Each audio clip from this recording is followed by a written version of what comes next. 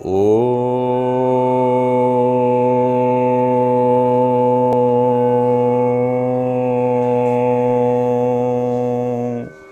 गुरुर्ब्रह्मा गुरुर्विष्णु गुरुर्देव महेश्वर गुरु साक्षात् परम ब्रह्म तस्मै श्री गुरवे नमः। मन्नाथ श्री जगन्नाथ मद्गुरु श्री जगद्गुरु मदात्मा सर्वभूतात्मा तस्मै श्री गुरवे नमः। वक्रतुंड महाकायं सूर्यकोटि समप्रभं निर्विघ्नं कुरु मे देव सर्वकार्येषु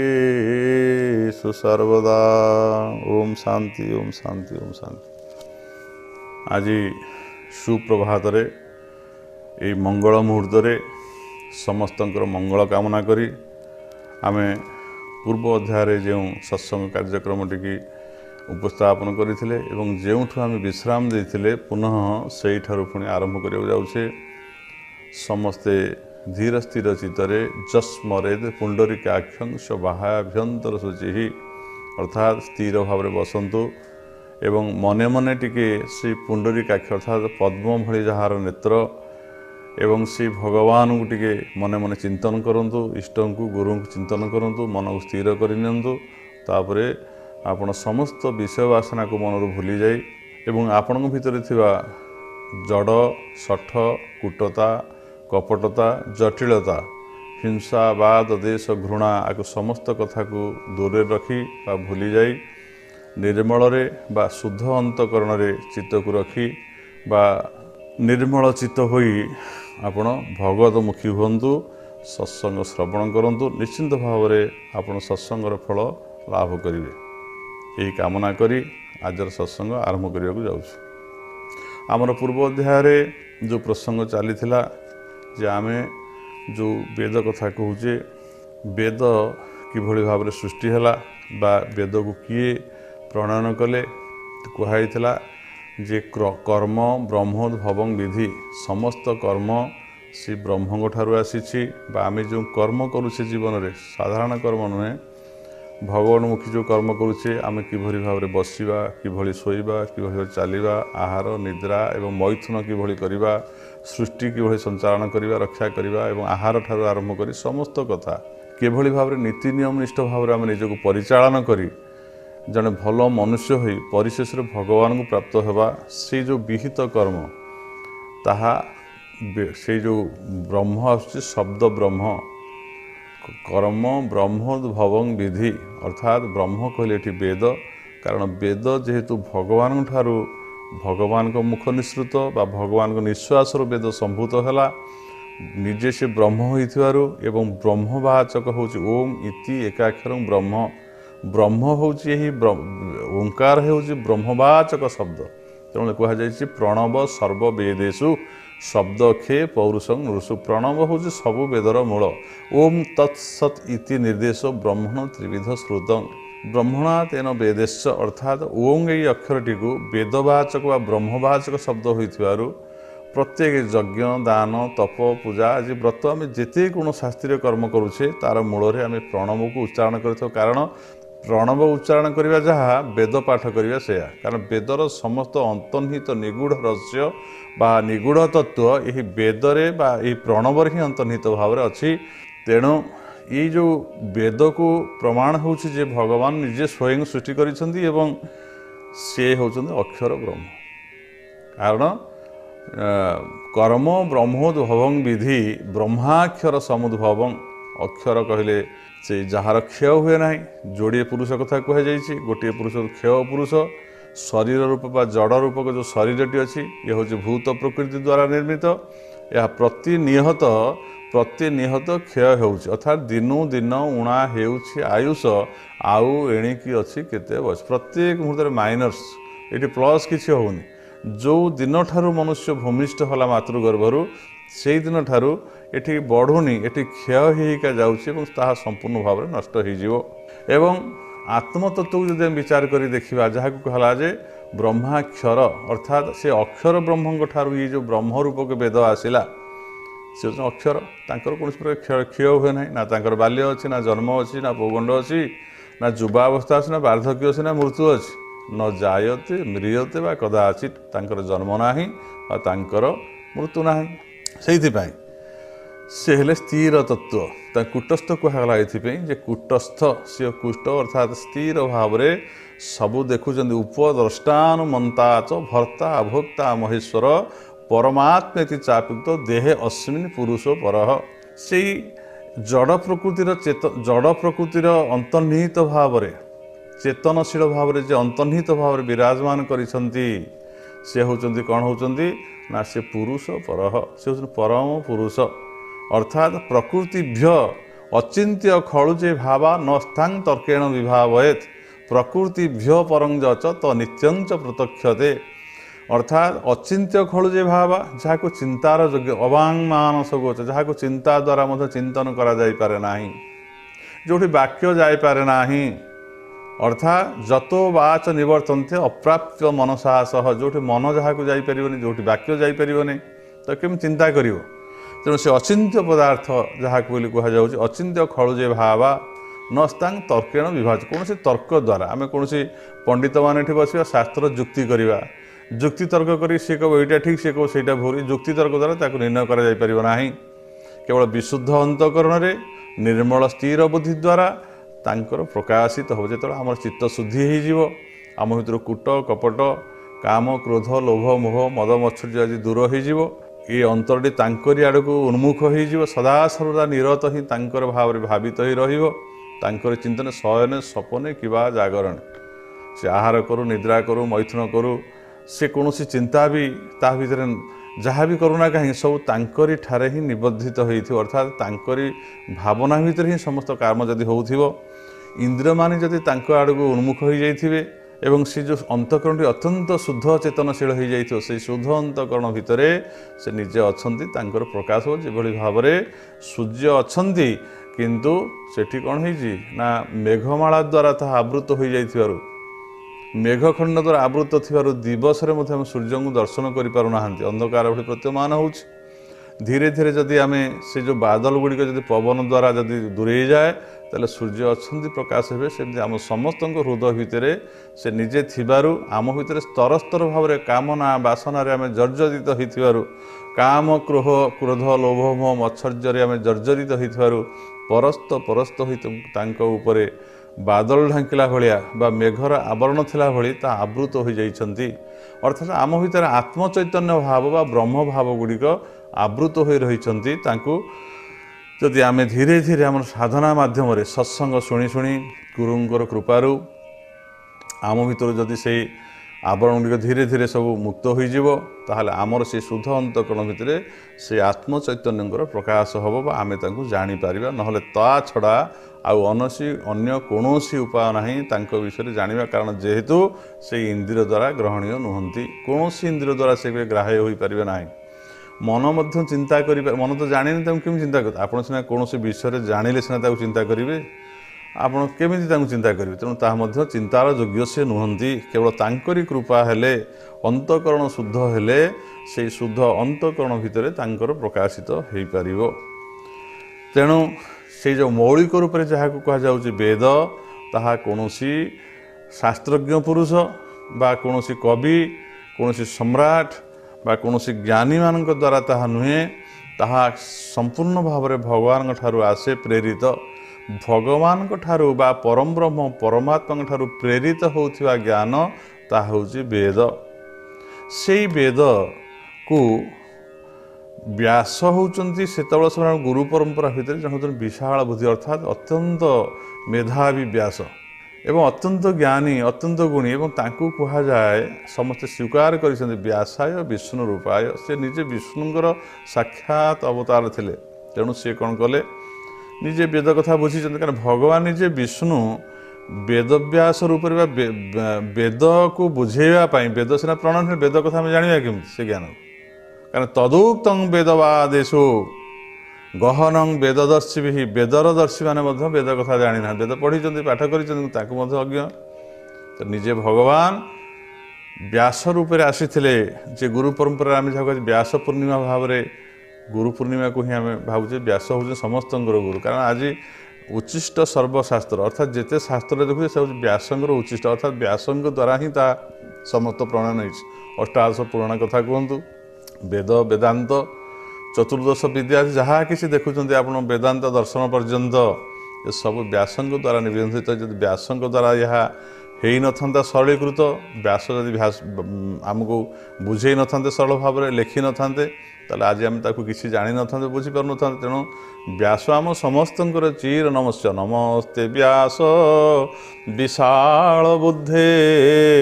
फुलार बिंदाय तपत्र नेत्रं जेन तया भारत तैलपूर्णी जहाँ को कहुचे जमती तैलपूर्ण जो आमर प्रज्वलित ज्ञानमय प्रबोध जो भाव में दीप भितर गोटे आम बलिताटे रखी ताको आम लगे दो एवं से प्रज्वलित हो उठे ठीक से भाव में आम मानकर अज्ञान अंधकार को दूर करने नमस्ते व्यास विशाल बुद्धे फुलार बिंदाय तपत्र नेत्रम जेन तया भारत तैलपूर्णे प्रज्वलित ज्ञानमय प्रदीप से ज्ञानमय रूपक प्रदीप को ही व्यासदेव ही प्रज्वलित करिसेंति ज्ञानर असल भंडार व गंताघर एभली कौन शास्त्र ज्ञानी नहांती जे व्यासकृत कौन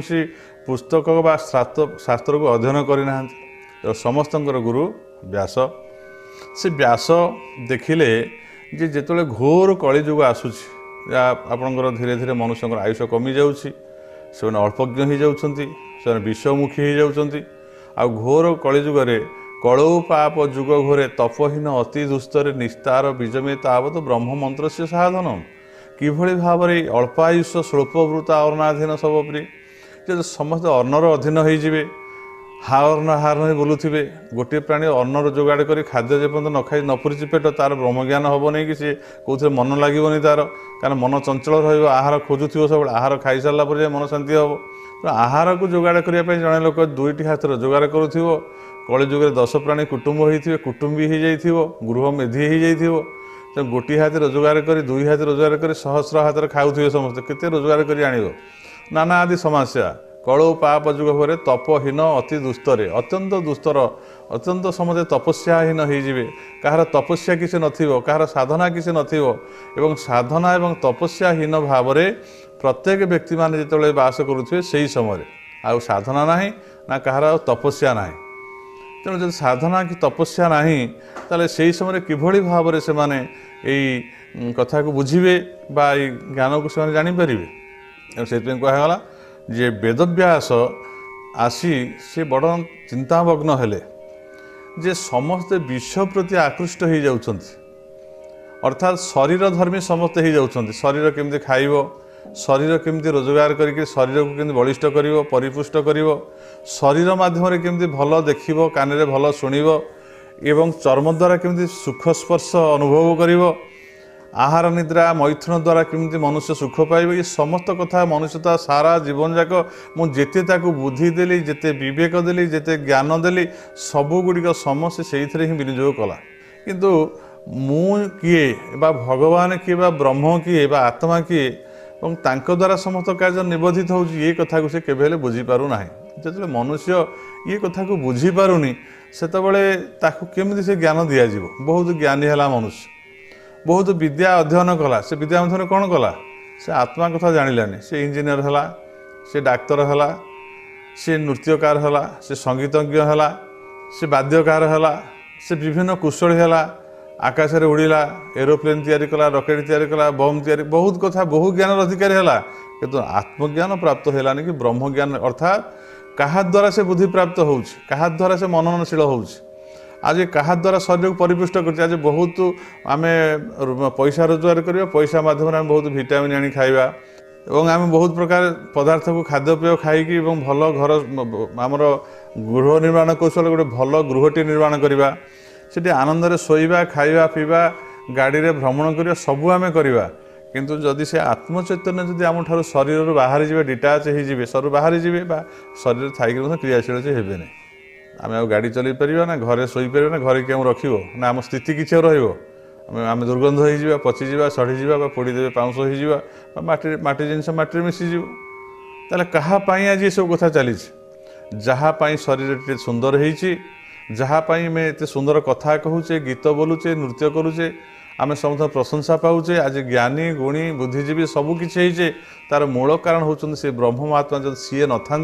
ताले शरीर न था सी अच्छा सबकि अच्छी और शक्ति द्वारा तांकरी प्रेरणा द्वारा ये बुद्धि विवेक ज्ञान विकास होमें जहाँ कि करुचे आम से बुद्धि विवेक ज्ञान को जो विकसित करुँच यार अंतर्निहित भाव रही से कथा को जनवाई व्यासदेव देखिले जो ज्ञान आसी आमर वेद रूप में भगवान देइछन्ति ताकू केमिति समस्ते बुझिबे जानिबे एवं समस्तंकर जो जीवन जो लक्ष लक्ष जोनि भ्रमण करी कीट होइछन्ति तावर जंगम होइछन्ति पशु पक्षी जलचर स्थलचर नानादि प्रकार प्राणी रे परिणत हो जीव जगत को आसी नानादि दुख कष्ट भोगुछन्ति किंतु एथुरु मुक्ति लाभ हो नाही जातस्य ही ध्रुवर मृत्यु ध्रुवं जन्म मृतस्य तो बारंबार केवल जन्म मरिया सारा होउछि ये जन्म जन्म हेलु घर तैयारी कलु फिर पाठ पढ़िलु फिर टंका रोजगार कलु स्त्री पिला छुआ संसार सबू कलु पुणी मरीगलु पुणी पलैगलु फिर ये संसार को फेरबू मुझे कहबी ना मु गत जन्म ये गृहटी मु करी मुझे एत टंका सुना रूपा संग्रह कर रखीदे जाइली तुम मान तेणु ये जन्म मुझे किसी काम करी मो धन को बिकी भाई खाइबी किए तुम घरे पुरेब ना किए तुम चिन्ह पार ना तुम से जन्म हो ये तुम जहाँ किसी कर सब छाड़ी चलीगला पुणी आउ जा कर्मफल अनुसार हुए तो मनुष्य न हो पार पशुपक्षी हो पार कीटपतंग हो पार बा जदि मनुष्य हम ताले आउ कौटी जाए जन्म हम हुए तो धनी हो पार दरिद्र हो पार कौटी जन्म हो ता ठिकना ना पुणी सेठू आउ थे पाठ पढ़ा आरंभ हम पुणी विद्यालय को जीव फिर माड़ खाइब फिर पाठ पढ़ पुणी कष्ट कर से पुणी चिंता करेंगे मुझे फिर घर केमी करी केमी रोजगार करी पुणी केमी जमी किणी फिर केमी से सब करू करू करू करू पुणी से समय जाक से फिर कटिगला पुणी मृत्यु होगा एमती बारंबार जन्म होते घर करागला केते जमी किणागला केते सब कथा है कि कहीं सुख कहीं सब छाड़देव पड़ू तेणु से जो असमुचीन ज्ञान जो ज्ञान कौन आवश्यकता नहीं जो ज्ञान लाभ करी केवल बंधन में पड़ुचे बा आमे माने मृत्यु मुखे पड़ुचे बारंबार जन्म मृत्यु चक्र को आसुचे सी विद्या नुहे सा विद्या जाच विमुक्त ता हूँ प्रकृत विद्या जो विद्या लाभ कले आमको मुक्त कर दे अर्थात भवबंधन मुक्त हो आम अब संसार को आसवा संसार को आसले कौन पे बंधन हो संसार को आसले मम पिता मम माता मोर पिता मोर माता मोर भाई मोर बंधु किए खाइला किए खाइलानी मोर पिला को पालन करी के पैसा रोजगार करी ये मुहरे आम सब बांधि छटपट हो समस्त कर्तव्य कर्म करू करू आम मृत्यु आसी जाए ना से पिला माने हम पिठे पड़ती ना से माने कि आम सांगे किए जाती ना आम कमई धन को लेकिन चली जापरू कि संभव हुए ना सब ये रही जाए केवल खटी खटी समय को नष्ट कर समस्त समय को व्यय कर आम जो सेपा को चली जाऊ किसी दिन पर समस्ते भूली जाती फिर आम कौटी मातृगर्भ रहिलु कि आम से पशुजनी जन्म हेलु कि कीटपतंग केते हजार हजार वर्ष फिर कटिज तार कौन सीमा न था तेणु मनुष्य को गोटे भगवान गोटे सीमित समय देते अनेक जन्म पुण्य फले मनुष्य जन्म महितले अनेक जन्म संचित पुण्य बल गोटे मनुष्य शरीर आज मनुष्य प्राप्त होती मनुष्य शरीर मध्यम सी कौन कर शरीर आद्यम खलु धर्म साधनम ये शरीर माध्यम केवल धर्म को सी बुझे तार प्रकृत धर्म कौन तार प्रकृत कर्म कौन कौटा करणीय एवं कौटा अकरणीय ताक सब भल भाव बुझीब तेणु ये समस्त कथा को बुझे दि जाए शास्त्र माध्यम तार प्रकृत गोटे मनुष्यर कर्तव्य कर्म कौन तार आहार कौन तार विहार कौन तार से कि भाव शयनटा केमी से जीव केते समय से शोब युक्त आहार विहार से युक्त चेष्टस्य भारत युक्त स्वप्न बबद्धस्य योगी भवती दुखहा अर्थात से तार आहार निद्रा शोइबा तार को खाद्य मनुष्यचित खाद्य ताकू ग्रहण करिवो एवं किए राजसिक खाद्य किए तामसिक खाद्य इत्यादि इत्यादि ये समस्त कथा ही शास्त्र द्वारा अच्छी ये समस्त खाद्य खाई शरीर को रखी सारा पर केवल शरीर को विष भोग लगई एवं शरीर रक्षा हो सारापर केमती से जो विद्या को से लाभ कर आत्मज्ञान बा ब्रह्मज्ञान तत्व को अवगत हो जहाँ फल भवबंधन मुक्त हो ये केवल हूँ दुर्लभ मनुष्य शरीर किंतु आमे कौन करुचे ना आमे शास्त्र पढ़ुचे पुराण पढ़ुचे सत्संग करुचे गुरु करुचे कि से मन ना मन कौटी अच्छी ना कूट कपट এবং ସେଥିରେ ମନ ଅଛି ଆହାର ନିଦ୍ରା ଭୟ ମୈଥୁନ ଏବଂ ବିଷୟ ସଂସର୍ଗରେ ବିଷୟ ଭୋଗ, ବହୁତ ଜାଗା କିଣିବି, ବହୁତ ଘର କରିବି, ବହୁତ ପିନ୍ଧିବି, ବହୁତ ଖାଇବି, ମାନେ ମୁଁ ସବୁ ଚରାଚର ମାଲିକ ହେବି, ଏମିତିଆ ନାନାଦି ପ୍ରକାର ବୃଥା ଆସ୍ଫାଳନ, ବୃଥା ଚିନ୍ତାରେ ସମୟକୁ ନଷ୍ଟ କରି ଆଖି ବୁଜି ଦେଉଛି, ଦେଖିଲା କିଛି ନାହିଁ, ସବୁ ଶୂନ। ଜୀବନ ଯାକ ବହୁତ କୁଟିଲି, ବହୁତ କମେଇଲି, କିନ୍ତୁ ସେସବୁ ଦେଖିବାକୁ ଜିରୋ, ଗଲାବେଳକୁ କିଛି ନାହିଁ ସାଙ୍ଗରେ। ଏବଂ ପ୍ରତ୍ୟେକ ମୁହୂର୍ତ୍ତରେ ଆମ ସମୟକୁ ଆମେ ନଷ୍ଟ କରିଛେ ଏବଂ ସେତେବେଳକୁ ଅନୁତାପ ଆସୁଛି ଶେଷରେ ଯେ ମୁଁ କ'ଣ କଲି, କି ଭୁଲ କାମ କଲି, ସମସ୍ତ ଯାହା ପାଇଁ ସମସ୍ତ ସମୟକୁ ଆଜି ନଷ୍ଟ କରିଦେଲି, ଆଜି ତାର ପ୍ରତିବଦଳରେ ମୋତେ କିଛି ମିଳିଲାନି, ମୋତେ ଗୋଟିଏ ଟଙ୍କା ବି ମିଳିଲାନି, ସବୁ ପକାଇ ଦେଇ ଆସିଲି, ପାଣିରେ ପକାଇ ଦେଇକି ଆସିଲି ଏବଂ ଆଜି କାନ୍ଦି କାନ୍ଦି ଜୀବ ଯାଉଛି ଅନ୍ଧକାର ଭିତରେ, କିଛି ଦେଖାଯାଉନି ତାକୁ। କିଏ ସେଠି ସାହା ହେବ ତାର, କାହାକୁ ସେ ଡାକିବ, କେହି ତା କଥା ଶୁଣୁନାହାନ୍ତି। ତେଣୁ ଇଏ ସମସ୍ତ କଥାକୁ ବିଚାର କରି ଶ୍ରେଷ୍ଠ ପ୍ରାଣୀ ମନୁଷ୍ୟର କିଭଳି ଭାବରେ ବୁଦ୍ଧି ବିବେକ ଜ୍ଞାନକୁ ଜାଗ୍ରତ କରାଯିବ ଏବଂ ସେ ବୁଦ୍ଧି ଜ୍ଞାନ ମୂଳରେ କେମିତି ସେ ଅସଲ ବିଦ୍ୟାକୁ ଅଧ୍ୟୟନ କରିବ ଏବଂ ଯେଉଁ ବିଦ୍ୟା ତାର ମୁକ୍ତି ପ୍ରଦାୟକ ହେବ। ସେଇଥିପାଇଁ ବ୍ୟାସ ଦେଖିଲେ, ବ୍ୟାସଦେବ ଯେ ଭଗବାନଙ୍କ ଠାରୁ ଯେଉଁ ଆସିଥିବା ବେଦ ବା ଜ୍ଞାନ ଆକୁ କିଭଳି ସରଳ ସହଜ ପ୍ରାଞ୍ଜଳ ଭାବରେ କରାଯାଇପାରିବ, ଯାହାକୁ ସାଧାରଣ ମନୁଷ୍ୟମାନେ ଆକୁ ଅବଗତ ହେବା ବୁଝିପାରିବେ। ସେଥିପାଇଁ ବ୍ୟାସ କ'ଣ କଲେ ନା ବେଦକୁ 4ଟି ବିଭାଗରେ ବିଭକ୍ତ କଲେ, ଅର୍ଥାତ୍ ଋଗ୍ବେଦ, ଯଜୁର୍ବେଦ, ସାମବେଦ, ଅଥର୍ବବେଦ, ଅର୍ଥାତ୍ ଋଗ୍ ଯଜୁ ସାମ ଅଥର୍ବ। এই ଯେଉଁ ବେଦକୁ ସେ ବିଭାଗ କରିଦେଲେ, ବିଭାଗ କରିସାରିଲା ପରେ ନିକୃଷ୍ଟ ଭାବରେ ଅଥର୍ବ ବେଦକୁ ଗ୍ରହଣ କରାଗଲା। କାରଣ ସେଥିରେ କେବଳ ଏ ଶରୀର ରକ୍ଷା ରୂପକ ଖାଦ୍ୟ ପେୟ, ଆୟୁର୍ବେଦ ଇତ୍ୟାଦି ଚିକିତ୍ସା ଶାସ୍ତ୍ର ଯେଉଁ ଅଛି ସିଏ, ଧନୁର୍ବିଦ୍ୟା ଆଦି ବିଭିନ୍ନ କଥା ଏଇଥିରେ ରହିଲା। କେଉଁଥିରେ ନା ଅଥର୍ବ ବେଦରେ, ଯାହା ଏଇ ମନୁଷ୍ୟ କେମିତି ବଢ଼ିବ, ଶରୀର କେମିତି ତାର ରକ୍ଷା କରାଯିବ ଏବଂ ସେ କ'ଣ କ'ଣ କରିବ, କେମିତି ତାକୁ ଚିକିତ୍ସା କରିବ, ଏମିତି ଇତ୍ୟାଦି ଇତ୍ୟାଦି ଯେତେ ଗୁଡ଼ିଏ କଥା, ଯେହେତୁ ତାହା ବ୍ରହ୍ମଜ୍ଞାନ ବିଷୟକ ବିଶେଷ ରହିଲା ନାହିଁ ତା ଦେହରେ, ତେଣୁ ସେଇ ଯେଉଁ ଅଥର୍ବବେଦଟିକୁ ନିକୃଷ୍ଟ ମନେକରି ତାକୁ ଅଲଗା କରିଦେଲେ ଏବଂ ଆଉ ଯେଉଁ 3 ବେଦ ରହିଲା ତା ଦେହରେ ଯେଉଁ ଜ୍ଞାନ ରହିଲା ତା ଦେହରେ ବିଶେଷ ଭାବରେ ବ୍ରହ୍ମଜ୍ଞାନ, ତତ୍ତ୍ୱଜ୍ଞାନ ବା ଆତ୍ମଜ୍ଞାନ ଥିବାରୁ ତାକୁ ଋଗ୍ ଯଜୁ ସାମ ଆକାରରେ 3 ଭାଗରେ ବିଭକ୍ତ କରି ତାକୁ ତ୍ରୟୀ ନାମ କରିଦେଲେ, ସେ ହେଲା ବେଦ ତ୍ରୟୀ। ସେଇ ଶ୍ରେଷ୍ଠ 3 ଭାଗର ନାମ ହେଉଛି ତ୍ରୟୀ। ତେଣୁ ସେଇ ଯେଉଁମାନେ ସେଇ ତ୍ରୟୀ ବା ବେଦକୁ ଅଧ୍ୟୟନ କଲେ ତାଙ୍କୁ ତ୍ରୟୀ ବୋଲି କୁହାଗଲା ତାଙ୍କୁ। ଏବଂ ସେଇ ବେଦ ଭିତରୁ ନିକୃଷ୍ଟ ଜ୍ଞାନ କରି ସେ ଅଥର୍ବବେଦକୁ ଅଲଗା କଲେ ମଧ୍ୟ ଅଥର୍ବ ବେଦରେ ମଧ୍ୟ ବହୁତ ଶ୍ରେଷ୍ଠ ଉପାଦେୟ କଥା ଅଛି, ଯେଉଁଥିରେ କି ଆମେ ଶିକ୍ଷା କଲେ ଏ ଶରୀରଟି କେମିତି ଆମେ ଭଲ ଭାବରେ ରକ୍ଷା କରିପାରିବା, ନିରୋଗ ରହିପାରିବ, କିଭଳି ଭଲ ଖାଦ୍ୟ ଖାଇପାରିବା, ପୂଜା ଅର୍ଚ୍ଚନା ବିଧି ବିଧାନ ଅନେକ କଥା ଗୁଡ଼ିଏ ତା ଭିତରେ ଅଛି। ଏବଂ ସେଥିପାଇଁ ବ୍ୟାସଦେବ ଏ ବେଦକୁ ଟିକେ ସରଳୀକୃତ କରି ନିଜେ ଯେତେବେଳେ ତାକୁ ଲିପିବଦ୍ଧ କରିବାକୁ ଆରମ୍ଭ କଲେ, ପ୍ରଥମ ଅବସ୍ଥାରେ ବେଦକୁ ଯେ ଭଗବତ ଜ୍ଞାନ ହୋଇ ବ୍ରହ୍ମଜ୍ଞାନ ହୋଇଥିବାରୁ ବା ଭଗବାନଙ୍କ ମୁଖ ନିଃସୃତ ହୋଇଥିବାରୁ ଆକୁ ମନ୍ତ୍ର ବୋଲି କୁହାଗଲା। ମନ୍ତ୍ର ମୂଳଂ ଗୁରୁର ବାକ୍ୟ, ଅର୍ଥାତ୍ ଭଗବାନ ନିଜେ ଜଗତ ଗୁରୁ ହେଇଥିବାରୁ ତାଙ୍କ ମୁଖରୁ ବା ତାଙ୍କ ଠାରୁ ସୃଷ୍ଟି ହେଇଥିବାରୁ ଏବଂ ତାର ମୂଳ ମନ୍ତ୍ର ଓଙ୍କାର ହେଇଥିବାରୁ ସେଇ ବେଦକୁ ମନ୍ତ୍ର କୁହାଯାଉଛି ଏବଂ ସେ ବେଦ ମନ୍ତ୍ର ହେଉଛି ଗୁରୁ ମନ୍ତ୍ର ସହିତ ସମାନ ହେଇଥିବାରୁ ଆକୁ ଗୁପ୍ତ ରଖାଗଲା ଏବଂ ଗୁପ୍ତ ରଖାଯାଇକି ତାକୁ ଗୁରୁ ପରମ୍ପରା କ୍ରମରେ କେବଳ ଗୁରୁ ବସି କହିଲେ, ଶିଷ୍ୟମାନେ ସମ୍ମୁଖରେ ବସି ଶୁଣିଲେ। ଅର୍ଥାତ୍ ବ୍ୟାସଦେବ ତାକୁ କହୁଛନ୍ତି ଏବଂ ତାଙ୍କ ଶିଷ୍ୟମାନେ ସମ୍ମୁଖରେ ଶୁଣୁଛନ୍ତି। ତେଣୁ ତାର ନାମ ହେଲା ଉପନିଷଦ। ଉପମାନ ହେଲା ପାଖ, ଯେମିତି କୁହାଯାଏ ଉପକୂଳ, ଅର୍ଥାତ୍ ନଦୀର କୂଳ ପାଖରେ ବା ସମୀପକୁ କୁହାଗଲା ଉପକୂଳ। ସେମିତି ଗୁରୁଙ୍କ ପାଖରେ ଯିଏ ବସି ଶୁଣିଲେ ସେ ହେଲେ ଉପ ବା ଗୁରୁଙ୍କ ସମୀପରେ ବସି ଯାହା କିଛି ଶ୍ରବଣ କରାଗଲା ବେଦ ବିଷୟରେ ତାକୁ କୁହାଗଲା ଉପନିଷଦ। ସଦ୍ ହେଉଛି ବ୍ରହ୍ମ, ସଦ୍ ହେଉଛି ତାଙ୍କର ମୁଖ ନିଃସୃତ ବାଣୀ ବେଦ ଏବଂ ଯିଏ କହୁଛନ୍ତି ଗୁରୁ ସିଏ ମଧ୍ୟ ହେଉଛନ୍ତି ସଦ୍ ଗୁରୁ। ତେଣୁ ସଦ୍ ପଦାର୍ଥ 3 ଜାଗାରେ ବ୍ୟବହାର କରାଯାଉଛି ଶାସ୍ତ୍ରୀୟ ଅନୁସାରେ। ବେଦ ହେଉଛି ସତ୍ୟ, ବ୍ରହ୍ମ ହେଉଛନ୍ତି ସତ୍ୟ ଏବଂ ଗୁରୁ ହେଉଛନ୍ତି ସତ୍ୟ। ତେଣୁ ଇଏ ସଦ୍ ବାଣୀକୁ ସଦ୍ଗୁରୁଙ୍କ ଠାରୁ ଲାଭ କରାଯାଉଥିବାରୁ ଏବଂ ତାଙ୍କ ପାଖରେ ବସି ଶିଷ୍ୟ ଶୁଣୁଥିବାରୁ ତା ନାମ ହେଉଛି ଉପନିଷଦ ଏବଂ ତାହାକୁ ଶୁଣି ଶୁଣି ମନେ ରଖୁଥିବାରୁ ତାହା ନାମ ହେଉଛି ଶ୍ରୁତି ଶାସ୍ତ୍ର। ବେଦକୁ ଶ୍ରୁତି ମଧ୍ୟ କୁହାଗଲା। ଋଗ୍ବେଦ, ଯଜୁର୍ବେଦ 4 ବେଦ ହୋଇଥିବା ସ୍ଥଳରେ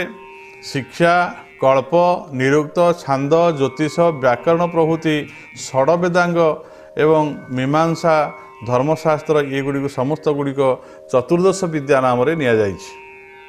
ଏବେ ଏ ବିଷୟରେ ଆଲୋଚନା ରହିବ। बर्तमान तो समय हो जाइए आम आज ये विश्राम दबा पुनरा पुणी आसंता यही मंगल समय शुभ मुहूर्त पुणी यही सत्संग आरंभ करा आपण माने धीर स्थिर चित्तर श्रवण करंतु एवं आपण आसी ठीक आसंता काली प्रातः 7 घटिकार ये आपण माने उपस्थित हुंतु आपण माने सत्संग श्रवण करंतु आपण मान जीवन मंगलमय हो यही बाणी अनुसार भगवान पाखे आम प्रार्थना करिबा एवं आजिर सत्संग को ये विश्राम देवा। ओम शांति ओम शांति ओम शांति।